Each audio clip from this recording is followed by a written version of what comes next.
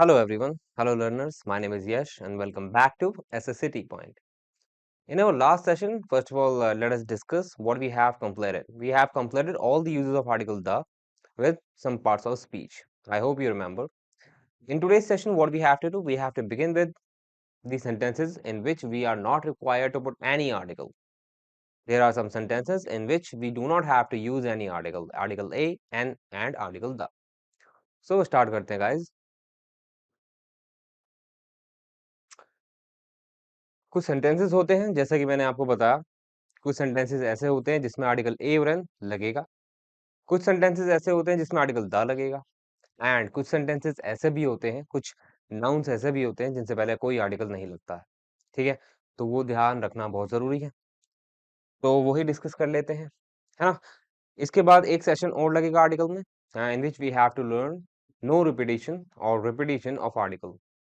Okay, so let us start with the first rule. So let me just choose the color. So I think मुझे white लेना चाहिए, that will suit to the slide, है ना। तो भाई पहला आपका रूल क्या कहता है, before the names of languages, languages का कोई भी नाम हो उससे पहले कोई भी आर्टिकल नहीं लगता है। You have to put this thing into your mind and it is very common, everybody knows it, so you also have to understand it कि भाई अगर आपके एग्जाम में कोई नाम है, कोई नाउन है जो एक लैंग्वेज का नाम है, उससे पहले कोई भी आर्टिकल नहीं लगेगा। Let us see. I know the Spanish गलत हो गया, क्यों गलत हो गया? बिकॉज स्पेनिश से पहले आर्टिकल द लग गया and Spanish is what, Spanish is a name of a language, है ना। तो अभी के लिए बस ये ध्यान रखो। अरे ये रेड कैसे हो गया, गिव मी अ मोमेंट। हाँ ये मैं क्लिक करना भूल जाता हूँ। ठीक है, आई नो द स्पेनिश, तो ये वाला भी ध्यान रखो, ये वाले स्टेटमेंट पे मैं आता हूँ। अभी तक आपको बस ये ध्यान रखना है according to the rule number 1 कि अगर कोई लैंग्वेज का नाम हो, आर्टिकल द और आर्टिकल ए और आर्टिकल एन, यानी कि तीनों ही, we are talking about all the three articles we know. ठीक है, तीनों ही आर्टिकल नहीं लगेंगे। ठीक है, ऐसा नहीं है कि आर्टिकल ए नहीं लगेगा तो आर्टिकल द लग जाएगा, नहीं, तीनों की बात कर रहा हूं मैं। लैंग्वेज के नाम से पहले कोई भी आर्टिकल नहीं लगता है। ठीक है, जैसे ये वाला कैसे बनेगा, with a correction, I know the Spanish कैसे बनेगा, आई नो स्पेनिश, सिंपल। ठीक है, शी नोज हिंदी, कि भाई उसको हिंदी आती है। ठीक है, she knows the Hindi language. अच्छा, अब मैं आता हूं इस पे। मैंने आपको बताया है कि किसी लैंग्वेज के नाम से पहले कोई आर्टिकल नहीं लगता है, बट समटाइम्स व्हाट हैपेंस, अगर लैंग्वेज एक वर्ड उस नाम के आगे है, यानी कि लैंग्वेज के नाम के आगे, तो आर्टिकल दा लग जाएगा। जैसे मैंने आपको बोला कि स्पेनिश के नाम से पहले आर्टिकल कोई नहीं लगेगा, लेकिन अगर बात आ जाती है कि स्पेनिश के बाद अगर लैंग्वेज खुद में ही लिखा हुआ है, तो आर्टिकल दा का यूज करोगे। ये एक छोटी सी बात है लेकिन मोटी बात है, you have to understand it forever. ठीक है, तो स्पेनिश अकेला हो, कोई लैंग्वेज का नाम अकेला हो, कोई आर्टिकल नहीं लगेगा। अगर लैंग्वेज के नाम के बाद कोई नाउन हो, जैसे कि लैंग्वेज मोस्टली होता है, तो आर्टिकल दा लग जाएगा। जैसे मैंने आपको एक बताया था, सीजन्स के नाम से पहले अगर सीजन का नाम अकेला हो तो आर्टिकल दा नहीं लगेगा।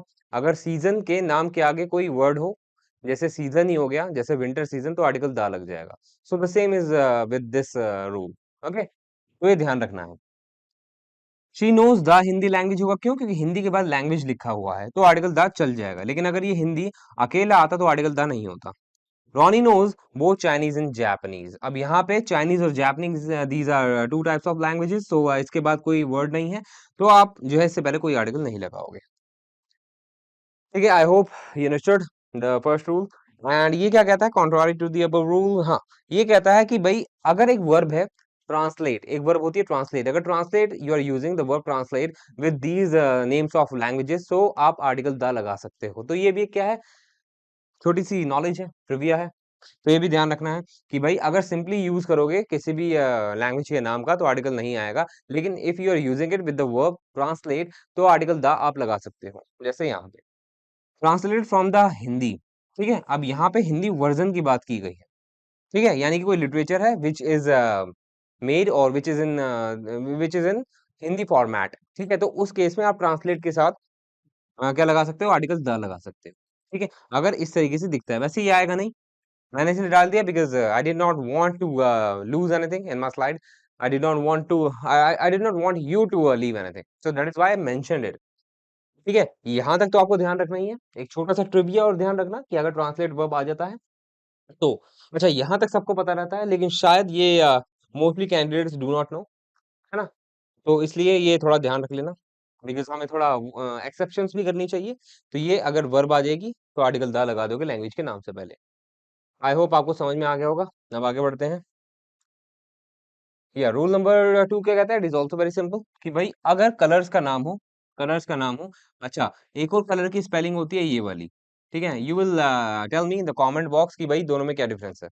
बोथ आर करेक्ट, दोनों ही सही है, but how we use it and which word belongs to which country? ठीक है, तो अब भाई मैं क्या कह रहा था कि भाई अगर कलर का नाम हो तो आर्टिकलदार नहीं लगेगा। जैसे आई लाइक द रेड तो गलत हो गया। सिंपली नाम लिखा है कलर का तो द नहीं लगेगा, कोई भी आर्टिकल नहीं लगेगा। ठीक है, सिंपली लिखो आई लाइक रेड। ठीक है, और अगर आपको आर्टिकल द लगाना है तो जैसे मैंने आपको उसमें बताया था पिछले वाली स्लाइड में कि भाई लैंग्वेज के नाम के आगे कोई वर्ड है तो आर्टिकल द लगा सकते हो। The same is with this colour noun, है ना? कलर के बाद भी अगर कोई कलर के नाम के बाद अगर कोई वर्ड आता है तो आर्टिकल द लगा सकते हो, लेकिन अकेला लिखा होगा तो नहीं लगाओगे। Like over here she loves mink होगा। ठीक है, so rule number second says if you are to what require to use what any name of a color तो आर्टिकल कोई भी नहीं लगेगा। ठीक है, कोई भी आर्टिकल नहीं लगता है कलर के नाम से पहले। उसके बाद है we are talking about the rule number third. अब रूल नंबर थर्ड क्या कहता है? Before the names of indoor और आउटडोर गेम्स, है ना? तो जो गेम्स होते हैं, गेम्स के नाम होते हैं, उससे पहले भी कोई आर्टिकल नहीं लगता है। It is also very simple and you will use it, you can use it.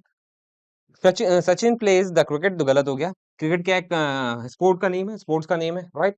Game का नाम है तो आर्टिकल दा नहीं लगेगा। Simply you will be saying it like this, Sachin plays cricket, simple I know how to play chess, and with this you will be telling me in the comment box which game you like. ठीक है, I also love to play chess and video games I also like, I like most. I am talking about video games, बहुत ज्यादा खेले हैं मैंने life में। So you will be telling me which game you like. Okay, PC game और mobile game. ठीक है, बात आगे आ जाते हैं। रूल नंबर फोर क्या कहता है कि भाई बिफोर द, हाँ ठीक है, ये भी सिंपल है।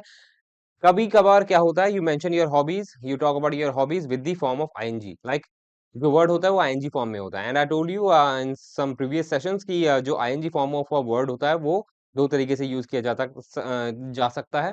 पहला वर्ब की तरह and दूसरा किसकी तरह? नाउन की तरह, है ना? जिसे हम जेरेंड बोलते हैं। तो ये वही है कि भाई हॉबीज अगर आपकी आईएनजी फॉर्म में होगी तो you can not use any article. I love singing गलत हो गया, ऐसे बोल ही नहीं सकते because singing is a gerund, it is a noun and it is uncountable. आप सिंगिंग को काउंट नहीं कर सकते, राइट? अच्छा, कैसे पहचानो कि भाई किसी नाउन से पहले आर्टिकल लगाना है? A, I am talking about a, article a लगाना है, एन लगाना है या नहीं लगाना है? तो क्या करो, एक बार देख लो कि काउंटेबल है ना अनकाउंटेबल है। अगर वो अनकाउंटेबल है तो आर्टिकल ए और एन तो लगेगा ही नहीं। ठीक है, तो यही है, सिंगिंग को आप काउंट नहीं कर सकते तो आर्टिकल ए लगाना ही नहीं है, सिंपल। तो आई लव सिंगिंग होगा। And secondly, swimming is my passion. ठीक है, रूल नंबर फिफ्थ क्या कहता है? रूल नंबर फिफ्थ सेज, मैं बताना, ठीक है, ये क्या कह रहा है कि कुछ नाउन्स हैं, ये बहुत जरूरी है, आपको ध्यान रखना कि कुछ नाउन्स होते हैं, ये एक बार देख लेना। इनके ये जितने भी नाउन्स लिखे हुए हैं ना, इनके कुछ कॉमनली यूज कोट है या कॉमनली यूज क्या है, स्टेटमेंट्स है जिसमें ये आते हैं। अगर वो जनरल है, जनरल फॉर्म है विच अप्लाइज टू एवरीबडी, ठीक है, तो उस केस में आप आर्टिकल दा का यूज नहीं करोगे। ठीक है, और ये बहुत ही कॉमन वर्ड्स है, you will be able to remember these words. Like nature, nature के ऊपर कोई ऐसा स्टेटमेंट होगा विच अप्लाइज टू एवरीबडी तो आर्टिकल कोई भी नहीं लगाओगे। ठीक है, साइंस, ठीक है, लाइफ, लाइफ के ऊपर बहुत सारे कोड बन जाते हैं, लाइफ के बहुत सारे स्टेटमेंट्स बन जाते हैं, डेथ के ऊपर भी बन जाते हैं। ठीक है, फ्रीडम के ऊपर। अच्छा, ये किसकी बात करो? जनरल पर्पस का मतलब जो एक तरीके से क्या होता है, हम खुद भी अप्लाई करते हैं अपनी लाइफ में। जैसे कुछ उसूल होते हैं किसी के, तो वो कोर्ट के फॉर्म में बता देते हैं, है ना? तो वही मैं बता रहा हूँ। Parliament, man, woman, humanity, mankind, beauty, history, music, love, money, art, society, health, heaven, etcetera. ठीक है, ये कुछ वर्ड्स है, कॉमनली यूज वर्ड्स है। ठीक है, अगर इनके बेस पे तुम्हें कोई ऐसी स्टेटमेंट मिलती है इन विच दीज वर्ड्स और any of these words are in those statements and those statements are in general purpose form, ठीक है, तो उस केस में आप आर्टिकल नहीं लगाओगे। जैसे द मैन इज मॉडल, आपको पता है ये बहुत ही ज्यादा पॉपुलर सेंटेंस है, मैन इज मॉडल, पता होगा।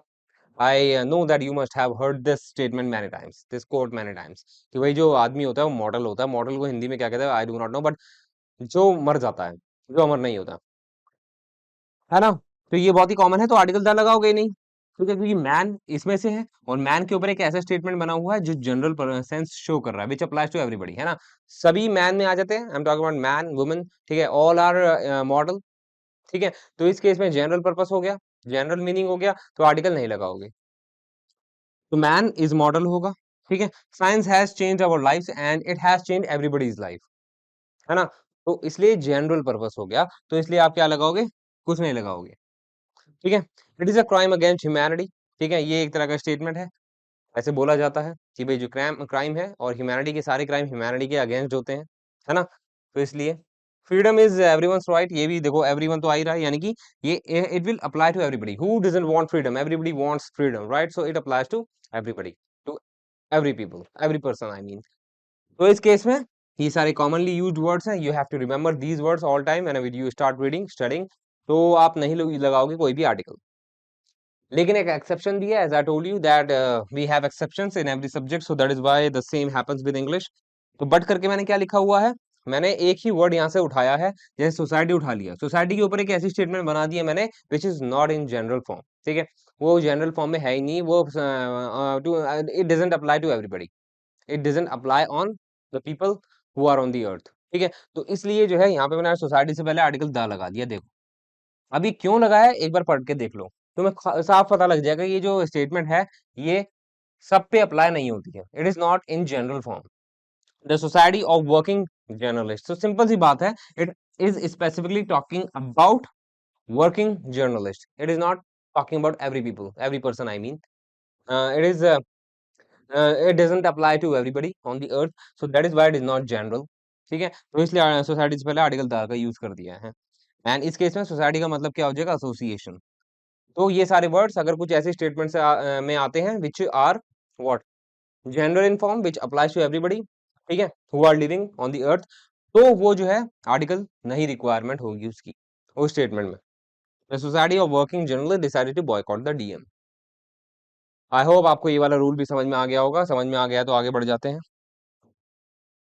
Before the generative expression when first word is a proper noun, proper name, generative expression क्या होता है, अच्छा ये वर्ड आपको पहले अभी दिखा होगा न्यू न्यू, तो जेनेटिव कुछ नहीं होता, मैं बता देता हूँ, अगर कोई नाउन है अपोस्ट्रोफी एस के फॉर्म में, ठीक है, तो वो जेनेटिव एक्सप्रेशन बोला जाएगा, उसको जेनेटिव बोला जाएगा, ठीक है, अपोस्ट्रोफी एस के साथ में विच शोज सम पोजेशन, तो उसे जेनेटिव एक्सप्रेशन बोला जाएगा, ठीक है, तो यही ये सिंपल सी बात है, बहुत सिंपल है, ये कह रहा है कि भाई अगर जेनेटिव एक्सप्रेशन में कोई नाउन है, जेनेटिव फॉर्म में कोई नाउन है, उससे पहले कोई भी आर्टिकल नहीं लगेगा, सिंपल सी बात है, and you will see it yourself because you will be feeling like it is very awkward if you use any article before that genitive expression of a noun, जैसे is the Tom shirt there, देखो कितना awkward से लग रहा है, क्योंकि आपने जो है टॉम से पहले जो कि एक जेनेटिव एक्सप्रेशन है द लगा दिया है, आर्टिकल लगा दिया है, तो गलत हो गया है, ऐसे नहीं यूज करोगे, अगर कोई नाउन है which is in the what apostrophe S form, ठीक है, इन दी एंड, तो आप कोई भी आर्टिकल नहीं लगाओगे, ये तो कैसे बनेगा, ये ऐसे बनेगा, is Tom shirt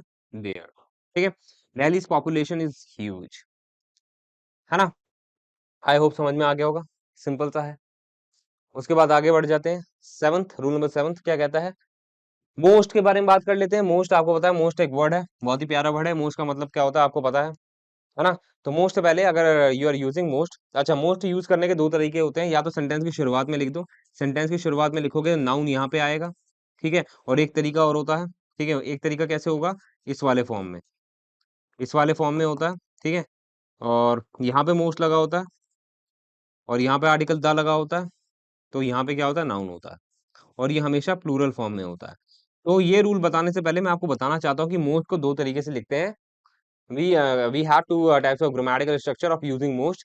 First one is this, पहले इस तरीके से लिख दो कि मोस्ट पहले लगा दो, बाद में नाउन लगा दो, दूसरा क्या है, ये वाला दूसरा है कि भाई मोस्ट को पहले लगा दो, फिर ये वाला फ्रेज यूज कर दो ऑफ द वाला, उसके बाद नाउन लगा दो, है ना, प्लूरल फॉर्म में, और ये वाला फॉर्मेट मैंने आपको बताया भी था प्रीवियस सेशंस में, आई रिमेम्बर, तो भाई मेरा कहने का मतलब है कि अगर ये वाला फॉर्मेट आपको मिलेगा कि मोस्ट शुरुआत में आएगा, तो आर्टिकल कोई भी नहीं लगेगा, सिंपल सी बात है, जैसे the most birds can fly, गलत हो गया, ये कहना चाहता है कि बहुत सारी वर्ड्स, या मोस्ट का मतलब आई होप समझ में आ गया होगा, हिंदी मेरे को थोड़ा हर एक वर्ड का कम आता है because I have been using English for so long and translation में थोड़ा सा इशू आ जाता है कभी कभार, इतना भी नहीं है लेकिन कभी कभार आ जाता है।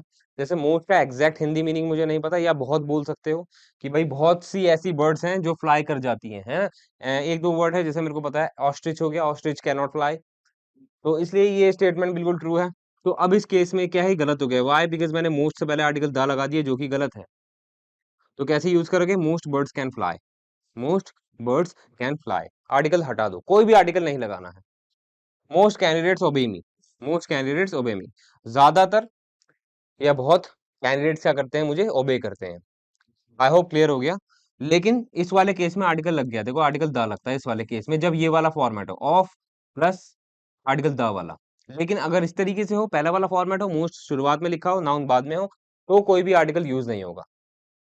ठीक है, आई होप समझ में आ गया होगा। रूल नंबर 8 पे बढ़ जाते हैं। रूल नंबर 8 क्या कहता है? कुछ फ्रेजेस होते हैं, बहुत ही सिंपल है ये भी, जिसे इस तरीके से यूज करते हैं for varieties, type of, sort of, kind of, variety of. ठीक है, ये कुछ फ्रेजेस अगर आपको मिलते हैं तो इसमें कोई भी आर्टिकल यूज नहीं होता है। जैसे आई want this type of room, गलत हो गया, क्यों? क्योंकि मैंने आर्टिकल ए लगा दिया, नहीं लगेगा। I want this type of room, कि भाई मुझे इस तरह का रूम चाहिए। You are a different kind of boy. ठीक है, कोई भी आर्टिकल नहीं लगा, इसलिए सही हो गया कि भाई तुम दूसरे तरह के तरीके के लड़के हो। लेकिन एक केस होता है इन्हीं में, इन्हीं में एक केस होता है, इन्हीं फ्रेजेस में एक केस होता है जब आर्टिकल द लगा देते हो, नहीं आर्टिकल ए लगा देते हो। कैसे लगाओगे? जब आप किसका यूज करोगे, एक सेंटेंस बना देता हूं। आई know the type of a, simple सा बना दिया मैंने, ऑफ अ गाय। मैंने ये वाला एक स्टेटमेंट बनाया, डब्बे बना देता हूँ, अच्छा लगेगा आपको। ठीक है, and it is looking like a part of these sentences, लेकिन थोड़ा सा डिफरेंट मीनिंग है। देखो, मैंने आपको बोला कि ये जो है फ्रेजेस आ जाते हैं तो कोई भी आर्टिकल नहीं लगता है। एक फ्रेज होता है इन्हीं से रिलेटेड, जैसे ये वाला। अगर इन फ्रेजेस से पहले ये आ जाए, वर्ड द आ जाए, तो आगे जाके तुम आर्टिकल लगा सकते हो, जैसे यहाँ पे लगा दिया। ये वाला गलत क्यों हो गया? क्योंकि यहाँ पे दिस है, यानी कि अगर इन फ्रेजेस से पहले दो तरह के वर्ड आते हैं, देखो ये जो है शायद पार्ट है मेरा, ये पार्ट है अपना कंजंक्शन का पार्ट है। ठीक है, तो उसमें I will be elaborating it better, but अभी के लिए बता देता हूँ ताकि कोई कंफ्यूजन ना रहे। ठीक है, क्योंकि I they can be many candidates who have been preparing for so long, so they can think that they can have a doubt कि भाई एक उन्होंने सेंटेंस और देखा है जिसमें इन फ्रेजेस के साथ आर्टिकल लगा हुआ देखा है, तो मैं वही क्लियर कर रहा हूँ, so that they will not have any what confusion. तो यहाँ पे क्या हुआ? अगर दिस दैट आता है इन वर्ड से पहले, इन फ्रेजेस से पहले दिस और दैट आ जाता है, या इनका प्लूरल आ जाता है, दीज और दोज आ जाता है, तो कोई भी आर्टिकल नहीं लगेगा ऑफ के बाद। लेकिन अगर इन सब से पहले ये आ जाता है द, ठीक है, type of, sort of, kind of, variety of से पहले द आ जाता है, तो आगे जाके तुम ऑफ के बाद आर्टिकल लगा सकते हो, जो कि है ए या एन। ये बोलना चाह रहा था मैं। तो छोटी छोटी बातें हो जाती है इंग्लिश में जो गलती करा देती हैं, so that is why I needed to tell you. ठीक है, and I told you, simple. आगे बढ़ जाते हैं। Before the uncountable and plural nouns, ये भी बहुत सिंपल है, मैंने आपको बताया था, I think I told you in the session of articles. Articles के सेशन में आई टोल्ड यू कि भाई there are some sentences which are used in general purpose, right? तो उस केसेस, उन केसेस में क्या होता है, आर्टिकल द नहीं लगता है। The same happens over here. अगर कोई नाउन, चाहे वो सिंगुलर हो, सिंगुलर से पहले तो आर्टिकल ए और एन आता है, ठीक है। अगर वो प्लूरल हो और काउंटेबल ना हो, अनकाउंटेबल हो और जनरल फॉर्म में लिखा हो, तो कोई भी आर्टिकल नहीं आएगा। जैसे dogs bark and the asses bray, ये गलत क्यों हो गया? बिकॉज यहाँ पे जो नाउन है प्लूरल फॉर्म में है ना, ये भी प्लूरल फॉर्म में है, लेकिन यहाँ पे आर्टिकल द लगा दिया है। ठीक है, वी नो कि डॉग्स बार्क करते हैं और एसेस ब्रे करते हैं, वी नो दैट। तो ये जनरल है, जनरल स्टेटमेंट है, and it applies to every dogs and asses, है ना। So that is why it became what, it became a general purpose statement. So that is why you have to remove article the. मैंने यहाँ पे लिख भी रखा है कि जनरल पर्पस हो, जनरल सेंस हो, तो कोई भी आर्टिकल नहीं आएगा। तो सिंपल बनेगा डॉग्स बार्क एंड एसेस ब्रे। मैन विल बी मैन, अच्छा ये तो बहुत ही कॉमन है, इसके एड्स भी आते हैं अलग अलग तरह के, and they are astonishing aids, है ना। समटाइम्स वी बिकम सरप्राइज्ड कि इतना कैसे दिखा दिया है। तो मैन विल बी मैन, ये क्या है, एक तरह का एड है ना। तो ये क्या है, जनरल स्टेटमेंट हो गई, because every man will be man. So that is why ये हो गई एक जनरल स्टेटमेंट हो गई, जो it applies to every man, right. So that is why यहाँ पे क्या यूज होगा, कोई आर्टिकल नहीं यूज होगा। And what we are doing the statements, we are learning the statements with no article, जहाँ पे कोई आर्टिकल नहीं लगता है। I try to make you remember if in case you forget it और यू फॉरगॉट इट। ठीक है, जैसे मैन विल बी मैन होगा तो कोई भी आर्टिकल नहीं लगेगा। Coffee is good for health, ये भी क्या है, एक जनरल स्टेटमेंट है, इट अप्लाइज टू एवरीबडी, है ना, कि कॉफी जो है लिमिट में पियोगे, है ना, तो it would be good for your health, so that is why it is a general statement and no article would be there. Rule number 10 क्या कहता है? रूल नंबर 10 कहता है कि ये भी बहुत ही मैंडेटरी रूल है। क्या रूल है? And it is very common कि भाई अगर कंट्रीज, स्टेट्स, सिटीज, विलेज या कोई भी प्लेस हो या कॉन्टिनेंट्स की बात कर लेते हैं, ठीक है, उनके नाम से पहले कोई आर्टिकल नहीं आता है, never ever. India is a big country in the Asia, India से पहले तो नहीं लगाया आर्टिकल, फिर भी यहाँ पे लगा दिया ना एशिया से पहले आर्टिकल, तो गलत हो गया। एशिया भी क्या है, एक तरह का Asia, it is a continent, तो कॉन्टिनेंट से पहले भी आर्टिकल नहीं लगेगा। ठीक है, तो कैसे बनेगा ये? India is a big country in Asia, my friend is from Japan, Japan I mean, ठीक है, मेरा जो फ्रेंड है वो कहाँ से है? जापान से है। ठीक है, कोई आर्टिकल नहीं लगाओगे इन सबसे पहले।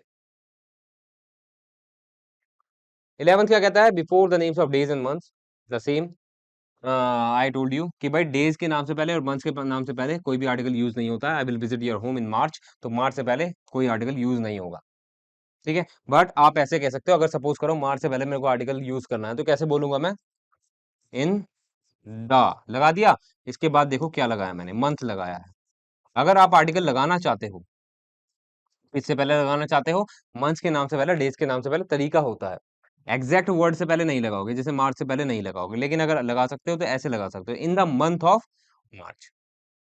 ठीक है, ये तरीका सही होगा। और बस ये बताना चाह रहा था मैं।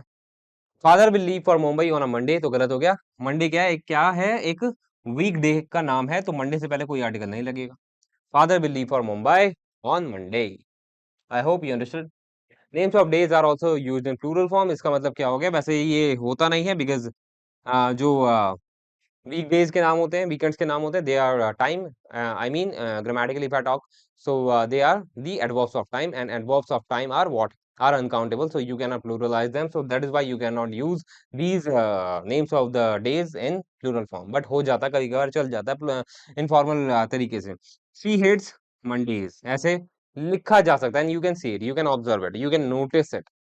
ठीक है, तो गलत नहीं होता है, we can recognize them। ठीक है, तो these kind of statements you can see। we go to pictures on Sundays। ठीक है, ऐसे भी हो सकता है कि भाई हम संडेज को, जितने भी संडेज होते हैं, केवल तभी पिक्चर देखने जाते हैं। ठीक है, अच्छा, ये मैंने पिक्चर्स लिखा हुआ है, लेकिन पिक्चर तो ये होता है ना, एकदम दिमाग में आ गया, I identified it, so I thought I should tell you कि भाई पिक्चर्स ये होता है, पिक्चर ये होता है, दोनों में डिफरेंस है। क्या डिफरेंस है? ये तो पिक्चर हो गया नॉर्मल पिक्चर, जैसे कोई भी पिक्चर फोटो वगैरह खींच ले तुम, लेकिन जो सिनेमाज होता है उसको पिक्चर्स बोलेंगे, ना कि पिक्चर बोलेंगे। ठीक है, तो ये हो गया सिनेमाज। व्हाट? सिनेमास। तो ध्यान रखना, पिक्चर सिनेमा के लिए नहीं होगा, थिएटर के लिए नहीं होगा, उसके लिए प्लूरल फॉर्म होगा पिक्चर का, पिक्चर्स। लेकिन जो पिक्चर होगा वो क्या होगा? इमेज, है ना, फोटो। आई होप यहाँ तक समझ में आ गया होगा आपको। ठीक है, अब आगे बढ़ जाते हैं। रूल नंबर 12 क्या कहता है? Before the names of subject, subject के नाम से पहले कभी भी यूज नहीं करोगे कोई भी आर्टिकल, कोई भी आर्टिकल कभी भी यूज नहीं होता है सब्जेक्ट के नाम से पहले, चाहे वो कोई भी सब्जेक्ट हो। जैसे अगर मैं बोलता हूँ I am excellent at an English, गलत हो गया। वाई? इंग्लिश क्या है? एक तरह का सब्जेक्ट का नाम है, एन लगा दिया, आर्टिकल लगा दिया, कोई आर्टिकल कभी यूज नहीं होगा। I am excellent at English, तो ये बिल्कुल करेक्ट है, because you can not use any article before the names of subjects. My students got good marks in history. ठीक है, तो ये अभी शायद ज्यादा लग रहे होंगे, लेकिन बार बार देखोगे, you will be remembering them all time, और करना भी जरूरी है, because you need to pass the examination. आगे बढ़ जाते हैं। रूल नंबर 13 क्या कहता है? बिफोर हेडलाइंस, है ना, before headlines, telegrams, notices, list, outlines, magazines and what? periodicals, कि भाई ये जितने भी इनके नाम होते हैं, ठीक है, हेडलाइन वगैरह, लिस्ट वगैरह, नोटिस वगैरह, वो क्या है, उन्हीं के फॉर्मेट में यही रहना, तो कोई आर्टिकल वगैरह नहीं लगाओ उससे पहले। ठीक है, जैसे सपोज करो कि भाई एक तरह की स्टेटमेंट लिखी हुई है कहीं किसी मैगजीन के ऊपर, न्यूज़पेपर के ऊपर, ठीक है, तो तुम खाम का आर्टिकल नहीं लगाओगे, you will be finding them what? Without any article. ठीक है, these kind of statements. The hockey in self isolation, गलत हो गया, ये यहाँ तक, यहाँ से पहले ये आर्टिकल दा नहीं लगना था। Hockey in self isolation would be correct. ठीक है, आई होप समझ में आ गया होगा, न्यूज़पेपर की हेडलाइन हो गई। Schools close for summer vacation, ये क्या एक तरह का नोटिस है ना, titles in notice and posters. तुमने देखा होगा स्कूल वगैरह में या हॉस्पिटल वगैरह में ऐसे क्या होते हैं, नोटिस बोर्ड लगा होता है और यहाँ पे हेडलाइन लिखी रहती है, उसी टाइटल लिखे रहते हैं, तो the same this is saying the same. ठीक है, तो वो जिस फॉर्मेट में है उसी फॉर्मेट में रहना चाहिए उसको। Schools close for summer vacation, तो अगर ये यहाँ पे आता है तो विदाउट एनी आर्टिकल आएगा।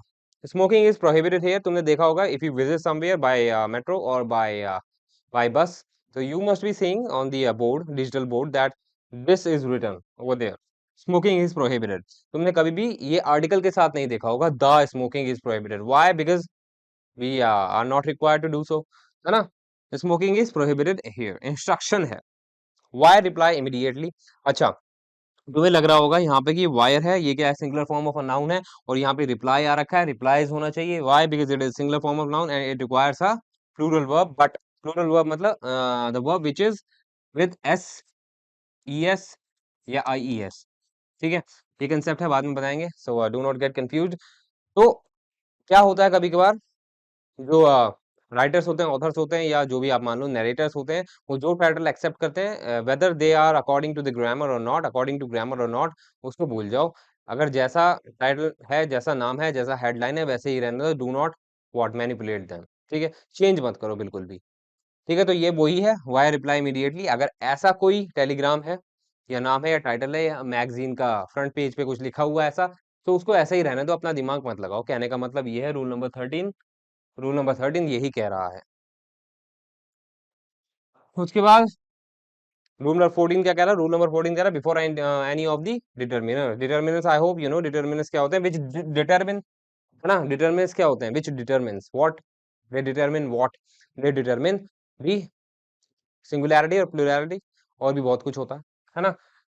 तो अगर डिटर्मिनर्स होगा कोई भी, तो कोई भी आर्टिकल नहीं लगेगा। जैसे सपोज करो कि भाई ये डिटर्मिनर है, ठीक है, ये डिटरमिन कर रहा है, ये एक तरह का एडजेक्टिव भी होगा, पॉजिटिव एडजेक्टिव। तो ये बता रहा है कि जो माई है, माई अंकल इज काइंड हार्टेड, ठीक है। तो डिटर्मिनर से पहले कोई आर्टिकल नहीं लगेगा, ये गलत हो गया है। और तुम्हें देखने में भी you will be detecting it like an awkward statement. तुम्हें पढ़ने से भी ऐसा लगेगा कि भाई कैसी थर्ड स्टेटमेंट है, राइट। तो you will be get to know yourself. तो माई से पहले आर्टिकल ये नहीं आएगा, सिंपल बनेगा my uncle is kind hearted. The that guy is careless, ये गलत हो गया। अच्छा, ये गलत मार्क कर लेना, पता नहीं गलती से क्या हो गया। तो द दैट गाय इज कैरलेस गलत हो जाएगा। Why it will be wrong? Because that से पहले आर्टिकल द आ रहा है। दैट क्या एक तरह का डिटर्मिनर है, you can not use any article with these determiners. और देखने में भी अजीब सा लग रहा है, द दैट गाय, है ना। तो कैसे बनेगा, दैट गाय इज कैरलेस। कैरलेस का मतलब you will be telling me in the comment box immediately, right now. ठीक है, since to determiners can not be used together. ठीक है, तो ये जो स्टेटमेंट लिखा है भूल जाओ, मैंने आपको सिंपल लैंग्वेज में बता दिया है। इजी लैंग्वेज में नहीं, सिंपल लैंग्वेज में बताया। ठीक है, और अब मैंने ये बोल ही दिया, तो तुम बताओ मेरे को कि इजी और सिंपल में क्या डिफरेंस होता है, and what is the there is a minor difference but it is important, it is important to know. ठीक है, tell me the difference between what easy and simple, between the words easy and simple. उसके बाद ये कह रहा है कि दो तरह के डिटर्मिनर होते हैं। I remember that I told you in my previous sessions about these determiners. All और बोथ के साथ आर्टिकल लग जाता है। कौन सा आर्टिकल लगता है? एक ही आर्टिकल लगता है, आर्टिकल द। आर्टिकल ए और एन कभी भी नहीं लगेगा इसके साथ और इसके साथ।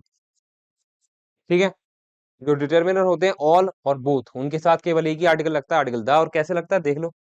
All the mentors have provided the sheet to the students, कि भाई ये क्या कह रहा है, जितने मेंटोर्स हैं उन्होंने जो है शीट प्रोवाइड कर दी है। तो ऑल के बाद अगर प्लूरल नाउन आएगा तो आर्टिकल द लग जाएगा। ठीक है, एंड ये मैं आपको पहले ही बता चुका हूँ। Both the apples have decade, ठीक है, बोथ क्या है, बोथ के बाद क्या आएगा, कोई प्लूरल नाउन आएगा। ठीक है, तो बीच में क्या लग जाएगा, आर्टिकल द लग जाएगा। So this is the format, this is the structure how you can use article the with the words with the determiners all and both. ठीक है, और ये छोटा सा ट्रिविया है, बहुत इंपॉर्टेंट है, आ सकता है एग्जाम में, कि भाई आप ऑल ईयर बोल सकते हो, ऑल ईयर बोल सकते हो, all week, all day, all night, all summer, all winter, all morning, all day and night बोल सकते हो। लेकिन आप ऑल आवर, ऑल सेंचुरी नहीं बोल सकते हो। ये बस दिमाग में बिठा लेना, इसमें ज्यादा रिसर्च करने की कोशिश मत करना, ऐसा क्यों है, ऐसा ही है। ठीक है, कि भाई इन सब के साथ ऑल का यूज हो जाएगा, लेकिन ऑल आवर नहीं बोल सकते हो, ऑल सेंचुरी नहीं बोल सकते हो, लेकिन ऊपर जितने भी लिखे हैं फ्रेजेस ऐसे आप यूज कर सकते हो। और वैसे आपको पता है ऑल का मतलब क्या होता है? सभी, है ना?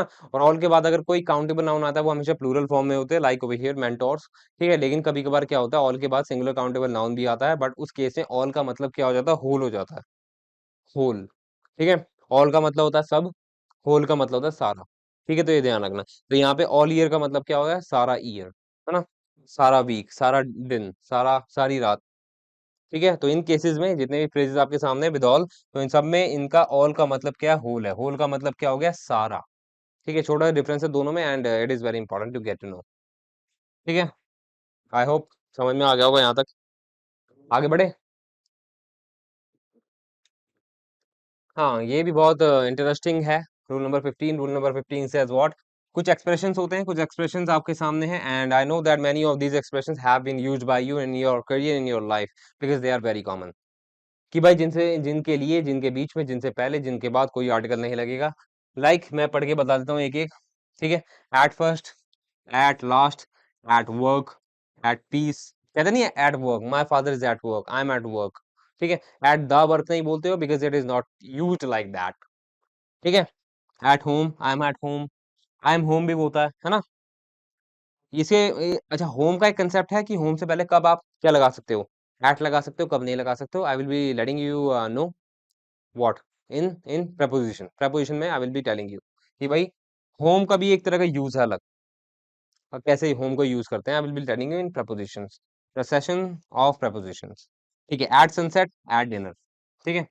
बाय हार्ट, दिल से बोल रहा हूँ, बाय मिस्टेक, गलती से, ठीक है? By accident, by sea, by at train, car, bus, है ना? At train, car, bus, by night, by messenger, in public, in fact, in fact होगा होगा आपने सुना होगा, इनफैक्ट होता है, इन द फैक्ट कुछ नहीं होता है, ठीक है? अगर ये कहीं दिखता है आपको, गलत हो गया, इनफैक्ट ही होगा।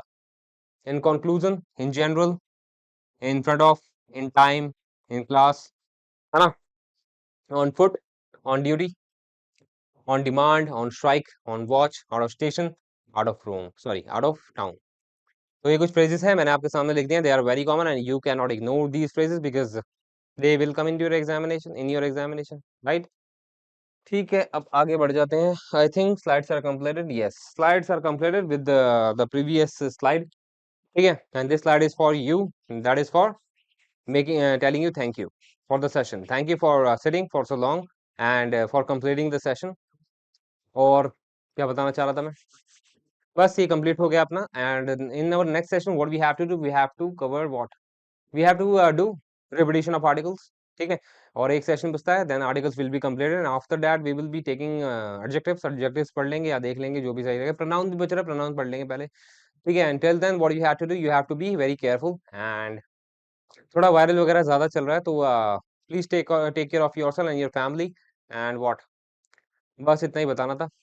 अब मिलेंगे हम अपने नेक्स्ट सेशन में। Till then bye bye, take care and sayonara.